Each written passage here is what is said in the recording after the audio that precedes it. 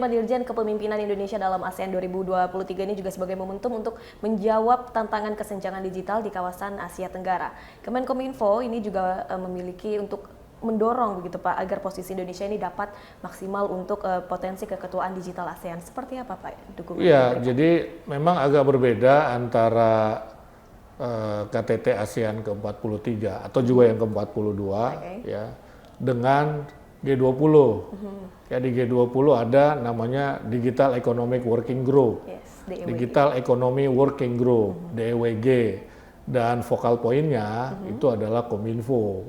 Meski di situ judulnya digital ekonomi atau ekonomi digital, Kominfo menjadi leading sector atau focal point. Tetapi di KTT ke-43 ASEAN ini, ya focal point untuk urusan digital ekonomi adalah di Kementerian Ekonomi. Kementerian Ekonomi itu Menko Perekonomian dalam hal ini, dan kemudian kementerian-kementerian yang ada di bawah koordinasi Kemenko Perekonomian, ya misalnya Kementerian Perdagangan, Perindustrian, dan Keuangan, dan lain-lain begitu. Nah, jadi karena kan seperti saya sampaikan tadi, fokus KTT ASEAN ke-43 ini ekonomi pada dasarnya begitu ya. Karena itu maka yang menjadi focal point adalah Kementerian Koordinator Perekonomian. Nah, sudah disepakati adanya DEFA. DEFA itu DEFA, DEFA. DEFA itu Digital Economy Framework Agreement. Ya, jadi semacam ada kesepakatan kerangka pengembangan ekonomi digital di kawasan ASEAN dari sisi infrastrukturnya dan SDM-nya serta lain-lain begitu. Karena kenapa kita perlu membuat DEFA? Karena potensi ekonomi ASEAN ini sangat besar ya. Kalau dirupiahkan itu pada 2030 bisa 30 triliun lebih potensi ekonominya. Ya, pasti, dan ini tentu harus diawali dengan pengurangan digital divide. Ya, kesenjangan digital di antara negara-negara ASEAN. Kita ini kan ada negara ASEAN yang 100% wilayahnya sudah terkoneksi internet, katakanlah Singapura begitu kan. Indonesia 80-an%, tapi mungkin ada negara lain di Asia Tenggara yang masih jauh untuk dikatakan ideal dalam hal konektivitas digital. Karena tadi pengembangan ekonomi digital memerlukan connectivity.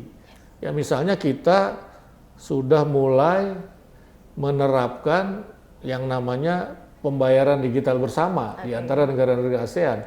Jadi KRIS kita itu bisa dipakai di Malaysia, di Singapura, betul. Ya, Pak, ya? Itu kan tidak bisa kita lakukan kalau tidak ada infrastruktur internet kan, begitu. Nah, karena itu perlu pemerataan infrastruktur internet di seluruh negara ASEAN.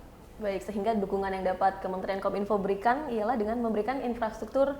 Untuk negara kita. Tentu kita bisa saja membantu negara lain ya, misalnya Timor Leste, walaupun belum menjadi negara anggota secara resmi, negara anggota ASEAN, tapi kita perusahaan BUMN kita yang bergerak di bidang telekomunikasi itu sudah bekerja di Timor Leste sejak lama bahkan begitu.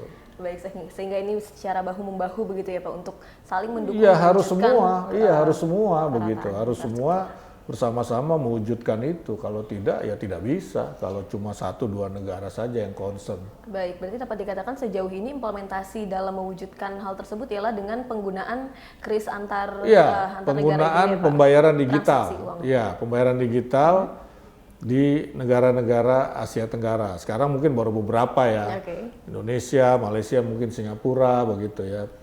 KRIS-nya Indonesia itu bisa dipakai. Sebaiknya nanti sistem pembayaran digital Singapura apa namanya juga bisa dipakai di Indonesia begitu.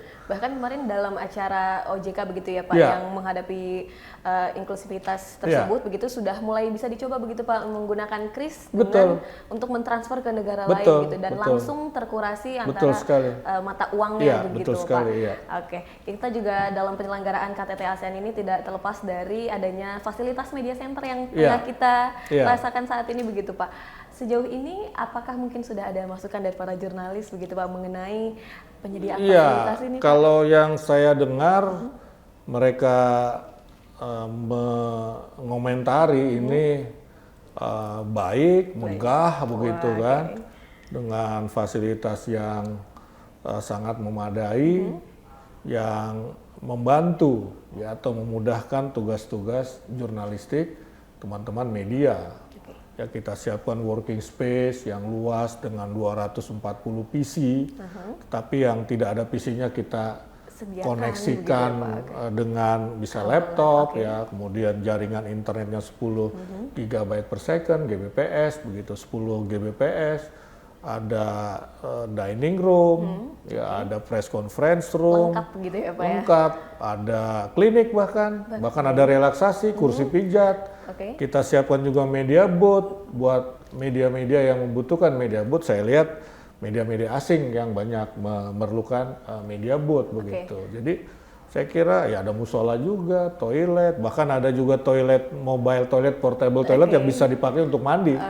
Kita siapkan itu kontribusi PUPR, Kementerian PUPR. Bahkan ini juga sudah terlihat adanya pengawasan frekuensi radio begitu ya Pak? Oh iya, untuk mengamankan iya harus kita amankan frekuensi radio. Ada 2 yang harus kita amankan, frekuensi radio, juga kemudian jaringan internet kita, cyber kita harus diamankan.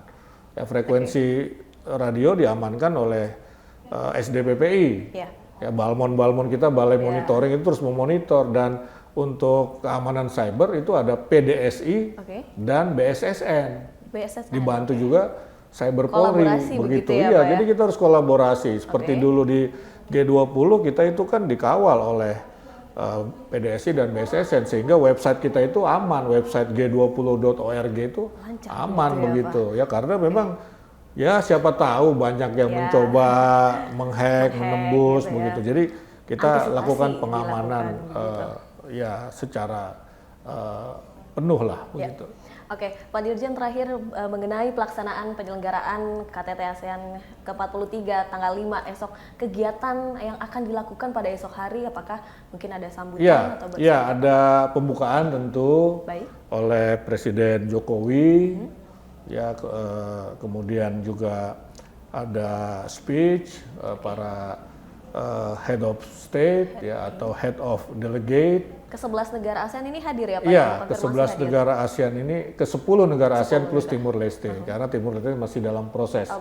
Ya, kemudian juga ada tadi negara-negara lain, ada Amerika, yang plus-plus tadi itu Cina dan beberapa negara lain, terus organisasi internasional begitu. Nah, besok juga itu ada pembukaan atau peresmian ASEAN Indo-Pacific Forum di Hotel Mulia. Nah, ASEAN Indo-Pacific Forum inilah yang nanti akan menghasilkan sesuatu yang sifatnya konkret dari KTT ke-43 ASEAN. Tadi di spirit keempat ya, kita ingin menjadikan Indo-Pasifik kawasan yang damai, ya stabil, ya sehingga kita bisa melakukan kerjasama ekonomi yang konkret, misalnya dalam bentuk investasi atau bentuk kerjasama lainnya. Jadi ini sangat konkret. Orang kan sering bertanya begitu ya. Ini event-event internasional itu apa sih yang bisa dirasakan oleh masyarakat hasil konkretnya? Nah, lewat ASEAN Indo-Pacific Forum itu antara lain ya, bukan satu-satunya. Itu akan tercapai kerjasama yang konkret, termasuk juga ABAK ya, ya ASEAN Business Forum itu ya. Jadi kalangan bisnis bertemu untuk mendiskusikan apa kontribusi dunia usaha bagi kemajuan ASEAN atau kawasan dan juga bagi kemajuan ekonomi dunia begitu. Tentu kita semua menantikan hasil kesepakatan yang konkret begitu ya Pak, dari pembahasan Asian Outlook on the Indo-Pacific yang tentunya akan memberikan dampak positif bagi masyarakat luas begitu ya Pak. Terima kasih banyak Pak Dirjen atas waktunya dalam juru bicara hari ini Pak. Sama-sama Bilkis. Doakan sukses selalu KTT ke-43 ASEAN dan memberikan dampak untuk masyarakat. Terima kasih banyak Pak Dirjen. Dan pemirsa, demikian perbincangan kami bersama dengan Dirjen IKP Kemenkominfo Republik Indonesia, Bapak Usman Kansong. Saksikan terus juru bicara setiap hari Senin pukul 20 waktu Indonesia Barat. Dan saya Bilkis Abdullah pamit dari hadapan Anda. Terima kasih, selamat malam dan sampai jumpa.